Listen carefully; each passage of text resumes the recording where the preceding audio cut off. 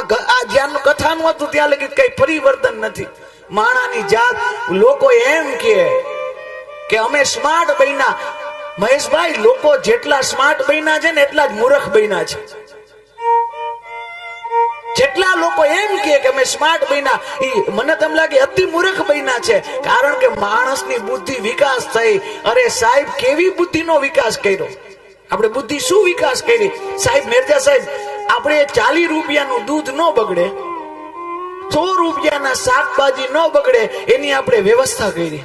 માણાએ 40 રૂપિયાનું દૂધ ન બગડે અને 100 રૂપિયાના શાકભાજી ન બગડે એની વ્યવસ્થા કરી. કરોડો રૂપિયાના આપણા દીકરા નો બને ને બગડે ને એની કોઈ વ્યવસ્થા નથી કરી મારા વાલા. કરોડો રૂપિયાના આપણા દીકરા છે, લાખો રૂપિયાના આપણા દીકરા છે, ઈ નો બગડે ની કઈ વ્યવસ્થા કરી આપણે? ઈ વ્યવસ્થા એટલે કથાઓ કેવલમ ભગવાન માટે અને કીર્તન. અરે શું ભગવાનને જરૂર? આપણે 5-10 જણા, 5000 10,000 માણા ભગવાનનું નામ નો લે, એને શું ફેર પડે? આ પૃથ્વીને છે ને, પૃથ્વીને તો છોડી દો. આ સૂર્ય આપણા કરતા હજારો ગણો સૂર્ય મોટો છે. અને એ સૂર્યની આખી એક ગેલેક્સી, એક આખું, એવા તો હજારો ગેલેક્સી. એમાંથી જો એનાથી આગળ એ બ્રહ્માંડની, અને એક બ્રહ્માંડ થાય એવા તો કરોડો બ્રહ્માંડ. અને કરોડો બ્રહ્માંડ માંથી લાખો વખત ઝૂમ કરીને તો સૂર્યનારાયણ નો દેખાય. એવું બ્રહ્માંડનું અસ્તિત્વ માં ઉમિયા કરતી હોય તો આપણા ગાવાથી કે આપણા નામથી માં ઉમિયાને નો ફેર પડે? આ કથાઓ તો આપણા જીવન માટે છે. આપણે સુધરી, આપણું કલ્યાણ થાય મારા વાલા. આપણે ક્યાંક આગળ આવીએ, સમાજ સુધરે, સમાજ આગળ વધે, સમાજને હારે લઈને કામ કરીએ. એટલે તો આ સમાજના શ્રેષ્ઠીઓ આ ઘણી વખત એક નથી વિચાર આવતો કે આપણે 7 દિવસથી અહીંયા ખુરશી ઉપર બેઠા છીએ, આપણું તો નામે માઇકમાં નથી લીધું, અને આપણે કોઈ અહીંયા બોલાવતું નથી, અને આપણે તો આમાં આઈ કાંઈ આપણું નથી થતું. આપણે તો આમાં હાજરી હોય 3 વાગ્યાના આવીને બેઠા છીએ. આ બધાને અહીંયા આવીને શું કામ કરે? એટલે નથી કરતા કે આ લોકો લાખો રૂપિયા દે છે, આ એટલે નથી કરતા, પણ આ એ સહન કરીને સમાજ આગળ વધે ને એના માટે ઘર છોડ્યા છે ને એનું સન્માન છે મારા વાલા.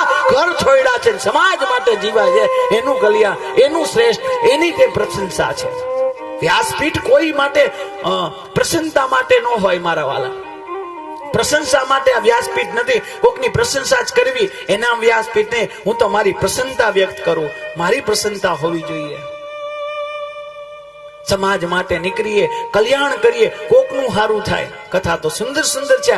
આ હમણાં જ આપણે ઉમિયા ધામથી પધાર્યા હતા, ઊંઝાથી પધાર્યા. ભાઈએ સરસ મજાની વાત કરી, પવન અને વંટોળિયાની વાત કરી કે બેમાં ભેદ શું છે, એની સુંદર વાત કરી. તો વંટોળિયાની જ કથા આવી લ્યો. એક રાક્ષસી વંટોળિયો બનીને આવ્યો છે, કૃષ્ણ ભગવાનને લઈ જાય છે. કૃષ્ણ ભગવાન કે જ્યાં લગી ઉર્ધ્વ ગતિ થાય ત્યાં લગી વાંધો નહીં, પણ હું ગોકુલ છોડીને નથી જવાનો, મારો નિયમ છે. એક વખત ગોકુલ છોડીશ પછી હું પાછો નહીં આવું. આ ભગવાનના 5 નિયમમાંથી એક નિયમ છે. ભગવાનનો પહેલો નિયમ છે કે ભગવાન કે હું પાદુકા નહીં પહેરું. ગોકુલ, વૃંદાવન, વ્રજની અંદર જ્યાં સુધી રહીશ ભગવાને પાદુકા નથી પહેરી. એટલે તો વ્રજ રજનો મહિમા છે. આજ પણ ઋષિઓ, સંતો, વૈષ્ણવો વ્રજ રજમાં જાય આરોટે. વ્રજની રજને મુખમાં પધરાવે, મસ્તક ઉપર પધરાવે. એનું કારણ છે સ્વપદ રમણમ. ભગવાને ત્યાં પાદુકા નથી પહેરી. એ ભગવાનનો નિયમ છે. બીજો નિયમ, ભગવાન કહે છે હું વાળ નહીં કપાવું. જ્યાં લગી ગોકુલ મથુરા રહ્યા ત્યાં લગી ભગવાને વાળ નથી કપાવ્યા.